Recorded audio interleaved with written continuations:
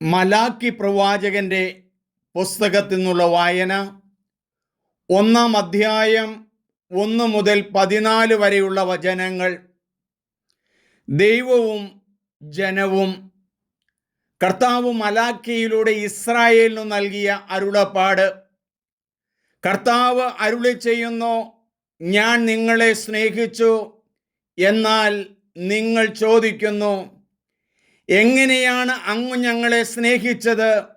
കർത്താവ് അരുളി ചെയ്യുന്നു, എസാവ് യാക്കോബിൻ്റെ സഹോദരനല്ലേ?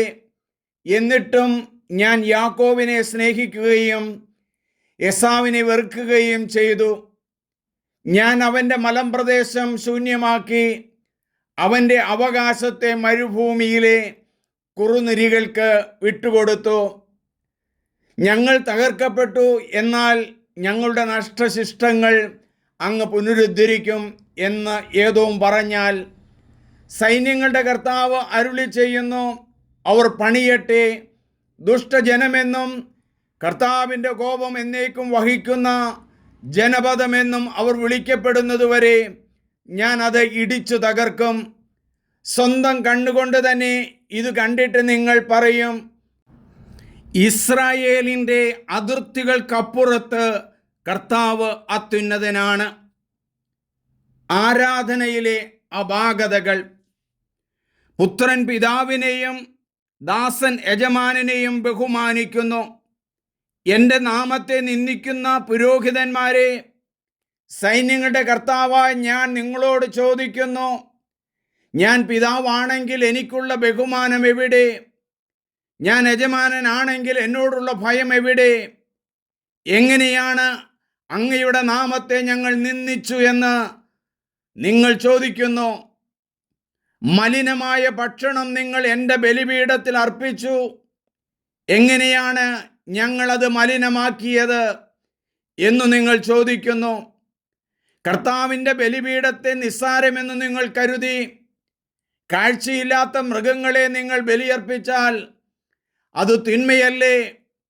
മുടന്തുള്ളതിനെയും രോഗം ബാധിച്ചതിനെയും അർപ്പിച്ചാൽ അത് തിന്മയല്ലേ? ഇത് നിങ്ങളുടെ ഭരണാധികാരികൾക്ക് കാഴ്ചവെച്ചാൽ അവൻ സന്തുഷ്ടനാകുകയോ നിങ്ങളോട് പ്രീതി കാണിക്കുകയോ ചെയ്യുമോ? സൈന്യങ്ങളുടെ കർത്താവ് അരുളി ചെയ്യുന്നു, കർത്താവിൻ്റെ പ്രീതി ലഭിക്കാൻ നിങ്ങൾ കാരുണ്യം യാചിക്കുന്നു. ഇത്തരം കാഴ്ച അർപ്പിച്ചാൽ നിങ്ങളിൽ ആരോടെങ്കിലും കർത്താവ് കൃപ കാണിക്കുമോ? സൈന്യങ്ങളുടെ കർത്താവ് അരുളി ചെയ്യുന്നു, നിങ്ങൾ എൻ്റെ ബലിപീഠത്തിൽ വ്യർത്ഥമായി തീ കത്തിക്കാതിരിക്കാൻ നിങ്ങളിൽ ആരെങ്കിലും വാതിൽ അടച്ചിരുന്നെങ്കിൽ നിങ്ങളിൽ എനിക്ക് പ്രീതിയില്ല. നിങ്ങളുടെ കരങ്ങളിൽ നിന്ന് ഞാൻ ഒരു കാഴ്ചയും സ്വീകരിക്കുകയില്ല. സൈന്യങ്ങളുടെ കർത്താവ് അരുളി ചെയ്യുന്നു, സൂര്യോദയം മുതൽ അസ്തമയം വരെ എൻ്റെ നാമം ജനതകളുടെ ഇടയിൽ മഹത്വപൂർണമാണ്. എല്ലായിടത്തും എൻ്റെ നാമത്തിന് ധൂപവും ശുദ്ധമായ കാഴ്ചയും അർപ്പിക്കപ്പെടുന്നു. എന്തെന്നാൽ ജനതകളുടെ ഇടയിൽ എൻ്റെ നാമം ഉന്നതമാണ്. സൈന്യങ്ങളുടെ കർത്താവ് അരുളി ചെയ്യുന്നു, കർത്താവിൻ്റെ ബലിപീഠത്തെ നിന്ദിക്കാം, നിന്ദ്യമായ ഭോജനം അതിൽ അർപ്പിക്കാം എന്നു കരുതുമ്പോൾ നിങ്ങളതിനെ മലിനമാക്കുന്നു. സൈന്യങ്ങളുടെ കർത്താവ് അരുളി ചെയ്യുന്നു, ഞങ്ങൾ മടുത്തു എന്ന് പറഞ്ഞ് നിങ്ങൾ എനിക്കെതിരെ ചീറുന്നു. അക്രമം കൊണ്ട് പിടിച്ചെടുത്തതിനെയും മുടന്തുള്ളതിനെയും രോഗം ബാധിച്ചതിനെയും നിങ്ങൾ കാഴ്ചയായി അർപ്പിക്കുന്നു. നിങ്ങളുടെ കൈകളിൽ നിന്ന് ഞാനത് സ്വീകരിക്കണമോ? കർത്താവ് ചോദിക്കുന്നു.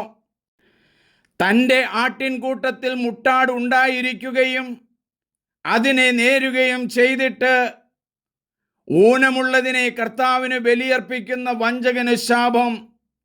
സൈന്യങ്ങളുടെ കർത്താവ് അരുളി ചെയ്യുന്നു, ഞാൻ ഉന്നതനായ രാജാവാണ്. ജനതകൾ എൻ്റെ നാമം ഭയപ്പെടുന്നു. സ്നേഹമുള്ളവരെ, മലാക്കിയുടെ പുസ്തകത്തിൽ 1-ാം അധ്യായത്തിൽ നമുക്ക് ശക്തമായൊരു സന്ദേശം തരുന്നുണ്ട്. ആട്ടിൻകൂട്ടത്തിൽ നല്ല മുട്ടാടുണ്ടായിരിക്കെ രോഗം ബാധിച്ചതിനെയും മുടന്തുള്ളതിനെയും ദൈവത്തിന് സമർപ്പിക്കുന്നത് ശരിയാണോ എന്ന് പ്രവാചകൻ ചോദിക്കുകയാണ്. നല്ലത് ദൈവത്തിന് മാറ്റിവെക്കുവാനുള്ള വലിയൊരു ആഹ്വാനത്തോടെയാണ് 1-ാം അധ്യായം അവസാനിക്കുന്നത്. നല്ലത് ദൈവത്തിന് കൊടുക്കാം, നല്ലത് ജനത്തിന് കൊടുക്കാം, നല്ലത് മക്കൾക്ക് കൊടുക്കാം. ദൈവം അനുഗ്രഹിക്കട്ടെ. സബ്സ്ക്രൈബ് ചെയ്യണം, ഷെയർ ചെയ്യണം. ദൈവവചനം വളർത്തുന്ന മക്കളാകാം. എൻ്റെ പേര് സണ്ണി വർഗീസ് പുൽപ്പറമ്പിൽ. ദൈവം നിങ്ങളെ അനുഗ്രഹിക്കുന്നു.